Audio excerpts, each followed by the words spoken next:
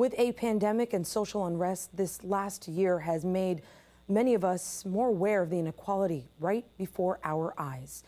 It's what led us to take a deeper look at Dr. Martin Luther King Jr.'s The Other America speech he gave in the late 1960s on issues that still plague us today.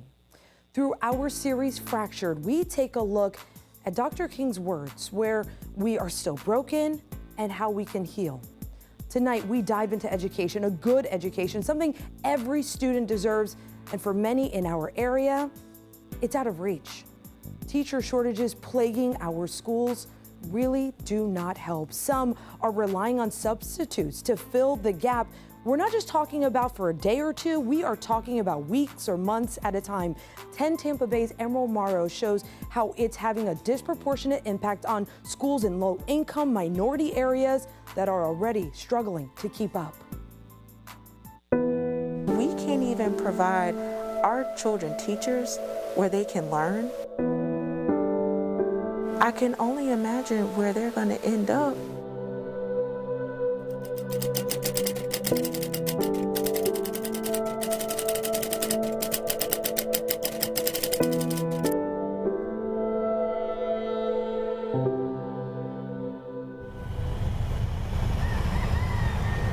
Every morning, Devontae Snell is up before dawn. Then step by step, he, his grandma, and Smokey are off to school. All right, see you later. Love you. Have a good day. The 10-year-old crossing guard gets to Potter Elementary in East Tampa before the other kids. I want to help people. But until now, he didn't have the main person he needs at school to help him. Which teachers are we going to keep? Which one are going to leave? For 10 whole weeks at Potter, Devontae's mom says he didn't have a permanent teacher. He says a rotation of staff did their best to fill the gap amid a teacher shortage. The staff, they were coming in and out the classroom, so it confused me. His mom, distraught. At first, honestly, it was nerve-wracking. Like, who is teaching my son? He's in the 5th grade. Who's teaching him? Is he getting the education that, of course, each parent wants their child to get? Teacher vacancies are a problem district and nationwide. Records show Hillsborough has 432 instructional vacancies, and long-term subs are filling more than 300 of those spots in classrooms with no teacher at all. This is on top of the thousands of daily vacancies this year due to COVID.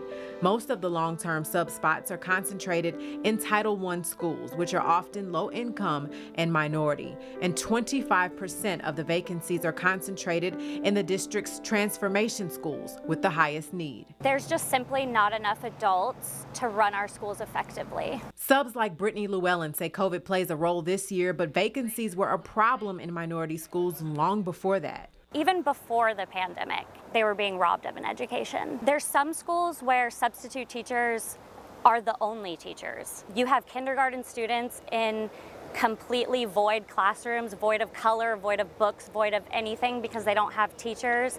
They just have substitutes that come in every single day. A concern for parents like Anissa. Our students and our children, they deserve an education just like all the other students. But districts all over are struggling with this. This is something that's bigger than an educational issue, right?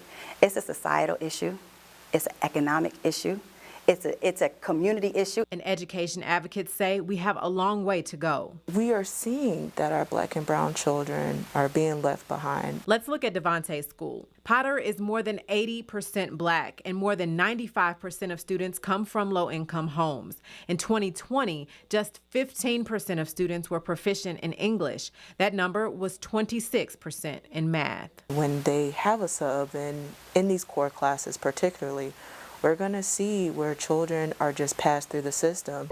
So, on top of not having a teacher for 10 weeks, Devontae's school has never been rated above a C. From 2013 to 2017, it was one of the worst schools in Florida, earning 5 consecutive F grades from the state. How do we ensure that kids are getting high quality instruction, even if we have teacher vacancies at the school? The district has brought in certified academic coaches to help in reading, math, and science, and is paying some teachers to take on 1 additional class each day. Leaders have also created a teacher residency program. That is where we look for those folks that want to be teachers, that may be degreed in something else, but is interested in going into teaching. They are also working on new partnerships. We're talking 250 teachers, that's a lot, that we're going to put into these high-need schools. The board is expected to soon vote on a new agreement with USF to bring in students to work with kids struggling in math and language arts. Students will also get training to deal with trauma students from high-risk communities often deal with. Some of them have domestic violence, some of them have food insecurity, some are homeless. Situations those passionate about education say communities can fix if leaders on all levels work together. Our public schools are in crisis, and so it's going to take a village to fix it, and that means that folks have to be accountable. Accountable so students like Devontae can grow up and achieve their dreams. I actually want to be a teacher. If you don't go to school, then you're going to have less opportunities to do stuff in life.